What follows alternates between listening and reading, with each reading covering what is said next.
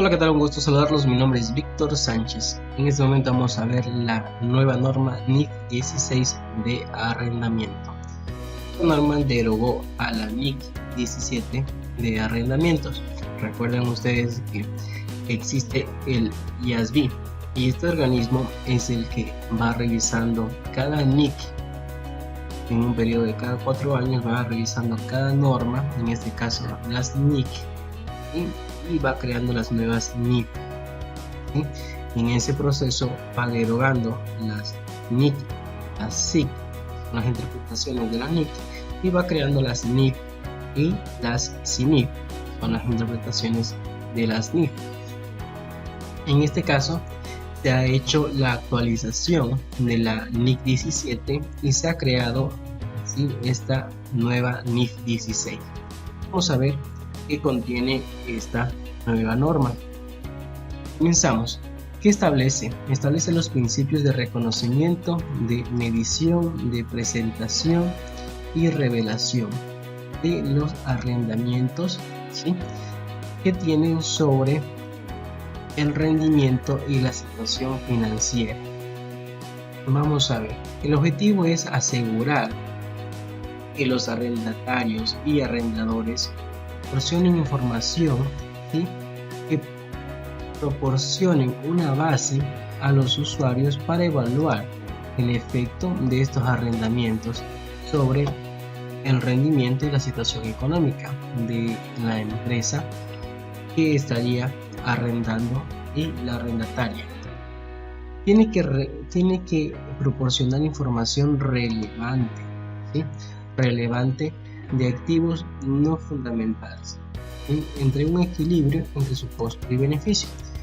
Relevante, no hay en esta NIF 16 una guía que nos describa cuándo es relevante y cuándo no. Por tal motivo tenemos que aplicar el marco conceptual en donde nos define los conceptos de materialidad e importancia relativa.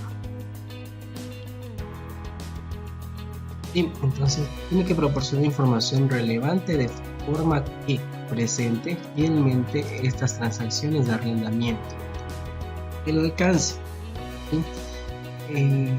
Esta norma trata todo lo que tiene que ver con arrendamiento, ¿sí?, de arrendamientos y subarrendamientos, excepto lo que nos dice la NIF 6 de arrendamientos para explotación de minerales, la NIF 41 de arrendamientos de activos biológicos, y si aplica a las plantas productoras, de la NIF 12 sobre acuerdos de concesiones de servicio, de la NIF 15 sobre licencia de propiedad intelectual, y de la NIF 38 sobre acuerdos de licencia. Esto no está en el alcance de la NIF 16, arrendamiento. Tenemos excepciones al reconocimiento, ¿sí?, y aquí hay algo muy importante. Tenemos dos excepciones importantes. Una, cuando es un arrendamiento a corto plazo, considera como corto plazo hasta 12 meses, revelará el gasto de arrendamiento y un análisis de cada clase de activo. Esto quiere decir que si hay un arrendamiento y es menor a 12 meses, ya no hay una figura de arrendamiento financiero, sino arrendamiento operativo. Cuando hay activos de bajo valor, si no es altamente dependiente o interrelacionados con otros activos, hay que revelar el gasto del arrendamiento y se analizará el arrendamiento por arrendamiento. Se analizará arrendamiento por arrendamiento. Cuando hay un activo de bajo valor, por ejemplo, ustedes arriendan una oficina para la administración, tiene un costo de unos $300, un arrendamiento de un bajo valor, ¿sí? Entonces se lo considera de igual manera como un gasto, ya no tendría ninguna figura de arrendamiento financiero. Estos dos puntos, estas dos excepciones no tenía la NIC 17 y la tiene la NIC 16. Se puede dejar a un lado la figura de un arrendamiento financiero siempre y cuando en primera instancia sea menor a 12 meses y sea de un bajo valor. Allí estamos tocando un poco el tema de los conceptos de materialidad e importancia relativa.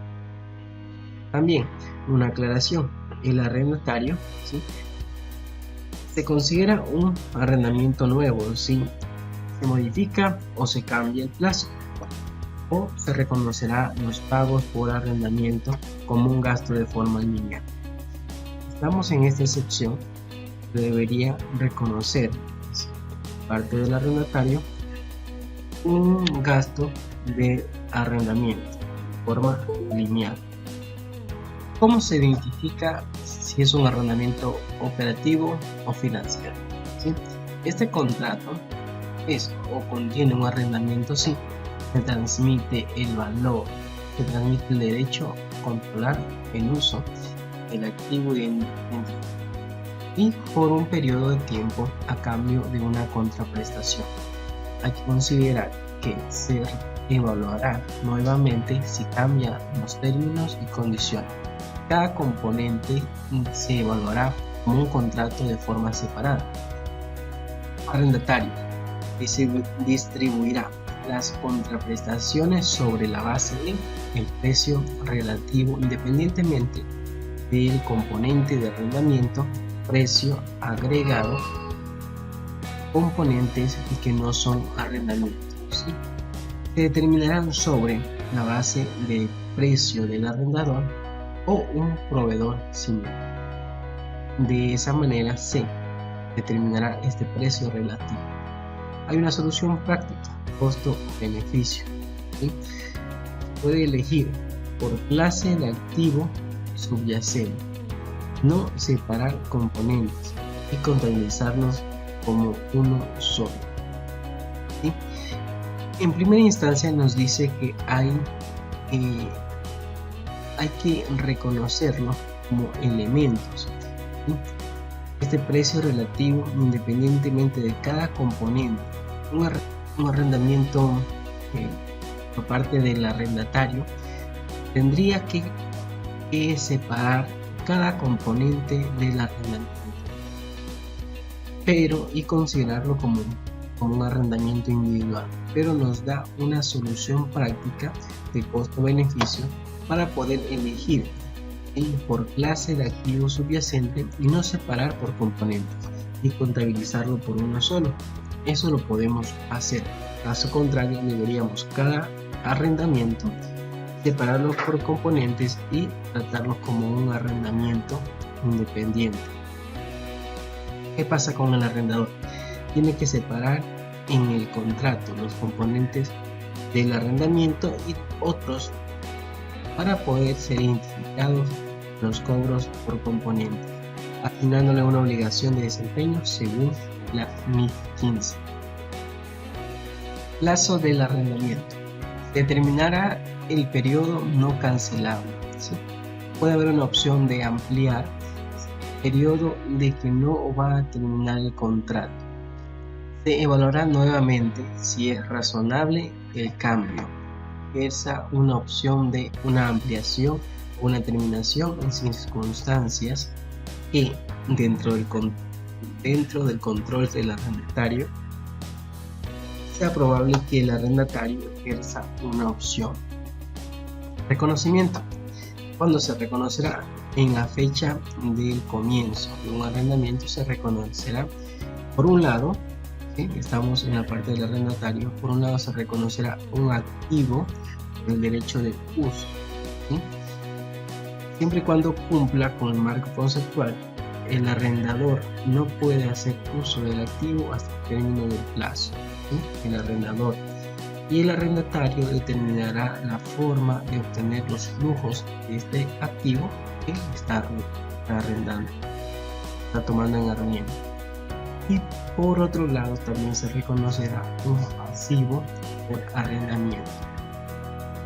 En la medición, vamos a ver la medición, ¿sí?, de parte del arrendatario.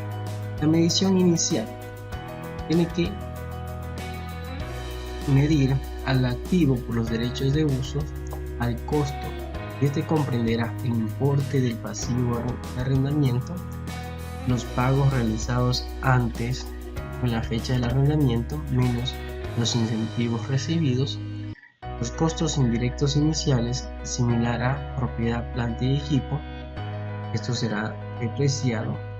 Y también, igual que propiedad, planta y equipo, temas de desmantelamiento y eliminación de activos. Pasivo por arrendamientos. Valor presente de los pagos por arrendamiento, usando la tasa de interés implícita. Los pagos fijos menos cualquier incentivo por cobrar. Los pagos variables. Los importes que se esperan pagar por garantías. El precio de la opción de compra. Y los pagos por penalización. Todos estos puntos corresponden a la medición inicial del pasivo por arrendamiento. Ahora vamos a ver la medición posterior. Recuerden del arrendatario. Medición posterior por parte del activo, ¿sí? Tiene que tener un modelo de costo menos la depreciación acumulada y si existiera deterioro. En la depreciación acumulada, si existe la opción de compra desde el inicio del contrato hasta el final de la vida útil.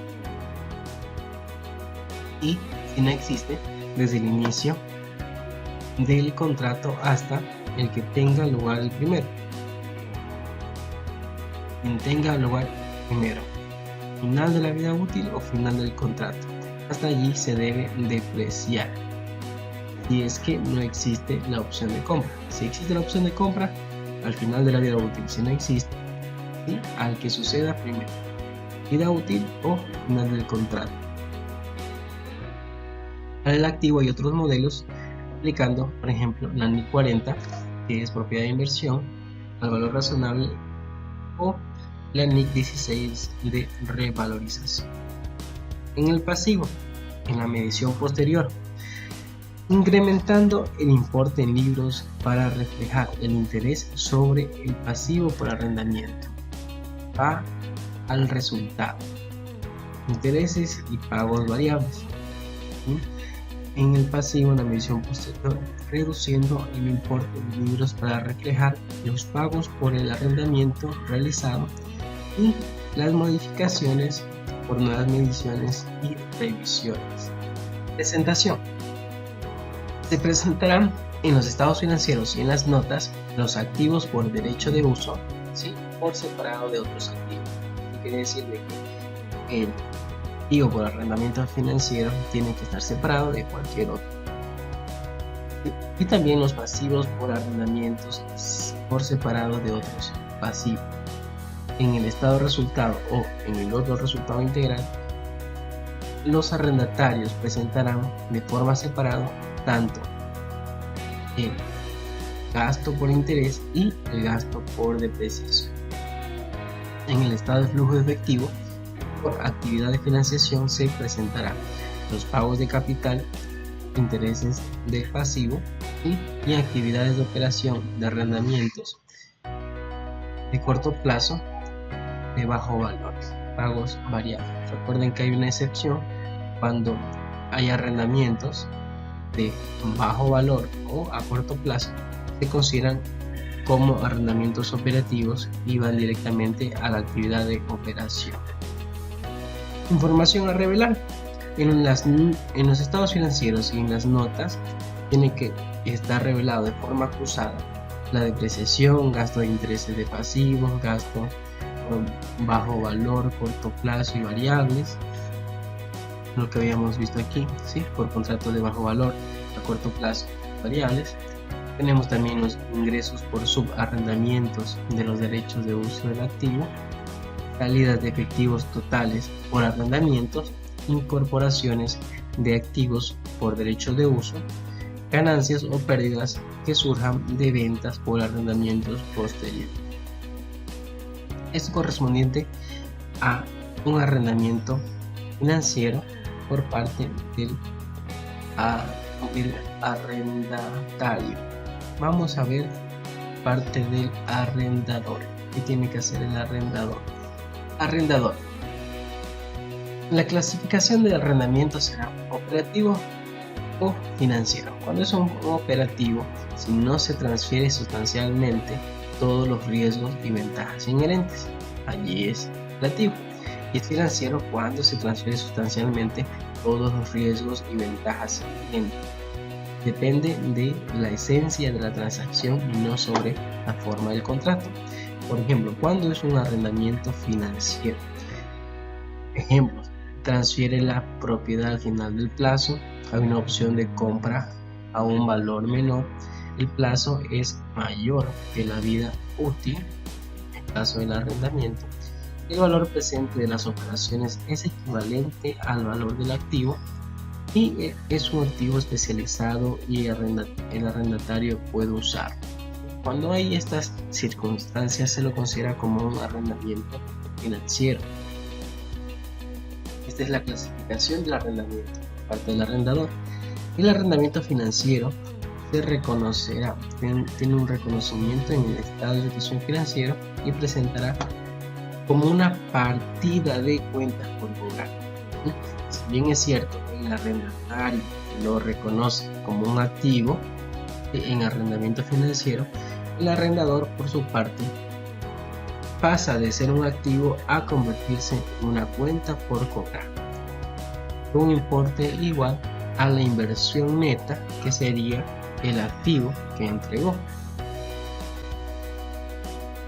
En el arrendamiento financiero, su medición tiene una medición inicial que será medida la tasa implícita, cuentas por cobrar estamos viendo, tasa implícita para medir la inversión neta, ¿sí? Este tiene que ser el valor presente, y los costos indirectos iniciales menos los ingresos a largo plazo del arrendamiento. Y en medición posterior se reconocerá un ingreso a lo largo del contrato que disminuirá el activo con los pagos recibidos, reduciendo tanto el capital como el ingreso financiero. En este caso aplicará el deterioro de acuerdo a la NIF 9. Considérense esto como una partida de cuentas por cobrar, eso es un financiero. También aplicará la NIF 5 de ser el caso, que son activos no corrientes mantenidos para la venta. Revelaciones: se revelará el resultado de la venta, ¿sí? El resultado de yo pasar de tener un activo y sacarlo de mis balances y tener una cuenta por cobrar. Ese resultado se registrará. Los ingresos financieros, en el momento de tener arrendamiento, cuenta por cobrar, tendré cobros de capital y de intereses, y los ingresos relativos a pagos por arrendamiento variable. Ese es en un arrendamiento financiero por parte del arrendador. Si fuera un arrendamiento operativo por parte del arrendador, quien da prestado su activo, en su reconocimiento, en el reconocimiento y medición, en los ingresos será de forma lineal, un ingreso por arrendar un activo y en gasto, ese activo tiene que depreciarse y se reconocerá el gasto. En activo se capitalizará los costos iniciales, presentación y revelación. En el estado de situación financiera, de acuerdo a su naturaleza, presentará su activo y en el estado de resultados integrales tendrá un ingreso por arrendamiento y los ingresos de pagos de arrendamiento variable, ¿sí? Es correspondiente al arrendador. Hemos visto por parte del arrendador un arrendamiento financiero y un arrendamiento operativo, ¿sí? Hemos terminado de revisar la NIC 16 y como resumen y puntos importantes en comparación con la NIC 17 podemos tener que está claramente identificado excepciones cuando estos arrendamientos no son significativos. Entonces la compañía tiene que ver si hay una figura de arrendamiento financiero, ¿sí? Y esta figura de arrendamiento financiero no es un arrendamiento relevante, no se lo reconoce como arrendamiento financiero, sino como arrendamiento operativo y tendría la aplicación de cualquier otro arrendamiento. Si es un arrendamiento de corto plazo, de igual manera, no se lo considera como un arrendamiento financiero, sino un arrendamiento operativo. También tenemos otra consideración que nos dice que el arrendatario, al momento de tomar en arrendamiento financiero un activo, se lo puede agrupar, ¿sí? Hay una solución práctica de costo-beneficio, se puede agrupar los componentes de el arrendamiento y considerarlo como uno solo. Caso contrario, cuando son arrendamientos para empresas muy grandes, hay que separarlos por componentes y tratar cada componente de ese arrendamiento como un arrendamiento individual. Recuerda, la diferencia entre el arrendamiento financiero y el arrendamiento operativo sigue siendo la misma, ¿sí?